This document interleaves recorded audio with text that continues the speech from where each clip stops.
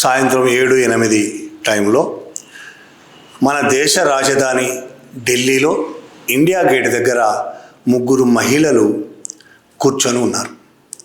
ఆ 3 మహిళల చేతుల్లో ప్లేకార్డ్స్ ఉన్నాయి. ప్లేకార్డ్స్లో ఇదేనా మహిళలకు జరిగే న్యాయం ఈ దేశంలో? రేపిస్టులను బయటికి వదిలేస్తారా? న్యాయం చేసేవాళ్ళు ఎవరు లేరా? ఇలాంటి నినాదాలతో ప్లేకార్డులు పట్టుకొని ఆ 3 మహిళలు ఇండియా గేట్ దగ్గర కూర్చొని. వాళ్ళు కూర్చోవడం మన ప్రభుత్వాలకు కోపం వచ్చింది. సహజంగా ప్రభుత్వాన్ని ప్రశ్నించడం అది 3 మహిళలే కావచ్చు, 3 కావచ్చు, వేల మంది అక్కడ గుమిగూడకపోవచ్చు. కానీ వాళ్ళకి అక్కడ శాంతి భద్రతలు పాడైపోతున్నాయి అనిపించింది.